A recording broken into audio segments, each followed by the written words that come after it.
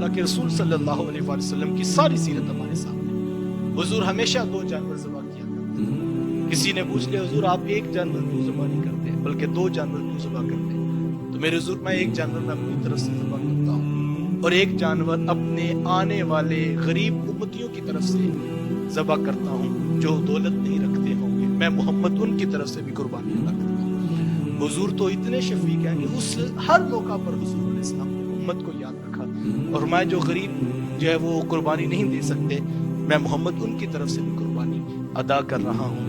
تو اگر اللہ وسعت عطا فرمائے جہاں آپ اپنی قربانی کریں تو ضرور اللہ کے رسول صلی اللہ علیہ وآلہ وسلم کے نام کی قربانی بلکہ امت محمدیہ کے نام کی قربانی بھی جو ہے وہ اللہ توفیق دے تو ہمیں وہ بھی کرنی چاہیے. تو یہ بھی باعث برکت ہے اور قربانی کی اس شخص کے اوپر واجب ہے. اس سے قبل ایک بات جہاں آپ اس فلسفے کو قبول کر جائیں کہ جو اللہ اور اس کا رسول بتائے وہی دین ہے تو اس کے بعد یاد رکھیے اس قربانی کا مقصد کیا ہے. تو قرآن مجید نے بالکل واضح اعلان فرما دیا. فرمایا لن ینال اللہ ولا دماؤہم.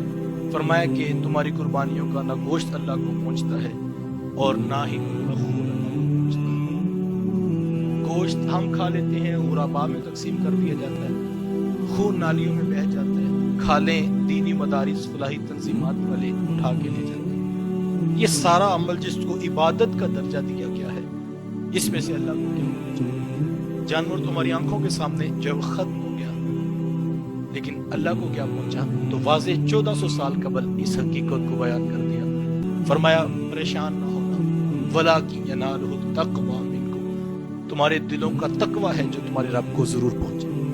اب یہاں جو تقوی ہے جو اخلاص ہے للہیت کا جو جذبہ ہے یہ اللہ کو پہنچے. جانور 4 من کا ہے یا جانور 1 من کا ہے یہ سوال نہیں رکھا شریعت اور یہ اسلام کا مذہب. اسلام نے کوانٹٹی سے پہلے کوالٹی کی بات کی اور آپ کو اسلام کے ہر عمل میں یہ حسن نظر آئے گا. سوال یہ نہیں ہے کہ آپ نے 1 قربانی کی یا آپ نے 7 قربانی. پہلا سوال تو یہ ہے کہ اس کی کوالٹی کا معیار کیا, اس میں اخلاص کتنا تھا. چونکہ اللہ کو تو وہ پہنچ رہا ہے اور جو اللہ کو پہنچ رہا ہے وہ میرے دل میں ہے ہی نہیں.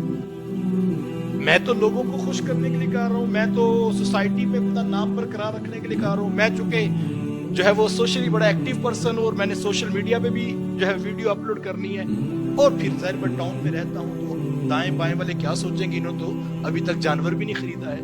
اگر یہ چیزیں ساتھ جڑی ہوئی ہیں تو یہ تو اللہ کو تو پہنچنے وہ تھا جو تمہارے دل کا اخلاص تھا. اور اگر وہ نہیں ہے اور لاکھوں کی قربانی بھی ہے تو پھر کچھ بھی نہیں پہنچا. اور اگر وہ اخلاص ہے اور آپ نے 1 قربانی حق حلال کے پیسوں سے کی ہے تو اللہ کو تو وَلَٰكِن يَنَالُهُ التَّقْوَىٰ مِنكُمْ. تمہارے دلوں کا تقوی ہے جو تمہارے رب کو پہنچا. ہمیں یہاں پر اپنے دل کو ٹٹولنا ہے اور یہ صرف قربانی میں نہیں ہر عمل کے اندر. انما الاعمال بالنیات, اعمال کا نام نیت خالص ہے تو اس کا اجر ہے. بلکہ اسلام تو اتنا خوبصورت دین ہے اگر آپ کی نیت میں اخلاص موجود ہے اور عمل آپ کسی وجہ سے نہیں نکال پائے اسلام پھر بھی آپ کو اجر کی ضمانت ہے.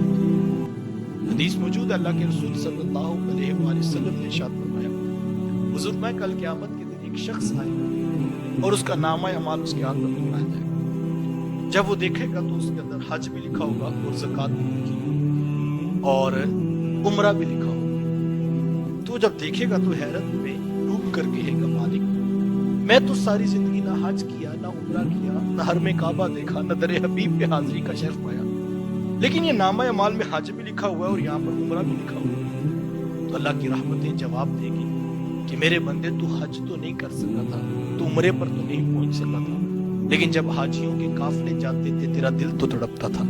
ہم نے تیری اس تڑپ کو دیکھ کر تیرے نامہ اعمال میں حج لکھ دیا ہے. حج کیا نہیں ہے لیکن تڑپ موجود ہے تو اللہ اس کا بھی اجر عطا فرمائے. قربانی کر نہیں سکے آپ, وسعت نہیں تھی, گنجائش نہیں تھی, فرض نہیں تھی, آپ کے پاس اسباب نہیں تھے, تو اللہ کو تو پہنچتا ہی دل کا تقویٰ.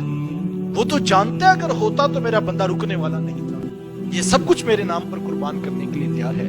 تمہارے دلوں کا تقویٰ ہے جو تمہارے رب کو پہنچتا ہے. ہم نے وہ تقویٰ دیکھنا وہ ہے کہ نہیں, اور اگر وہ ہے تو آپ کو مبارک ہو, اور اگر ایسا نہیں ہے تو پھر دل کو ٹٹولنا ہوگا کہ اخلاص اور تقوی کے ساتھ کیا ہوا عمل اس کی جزا کچھ اور اور یہی اسلام کا فلسفہ ہے کہ اسلام جو ہے وہ اخلاص اور للہیت کے جذبات کے ساتھ عمل کو قبول کرتا. تو ہمیں اس پر سب سے پہلے غور کرنا ہوگا کہ اپنی نیت اور اس کا قبلہ اخلاص پر جو ہے وہ اس کی بنیاد رکھیں، اور پھر دیکھیں اللہ کی رحمتیں آپ کو کیسے کیسے نصیب ہوتی ہیں.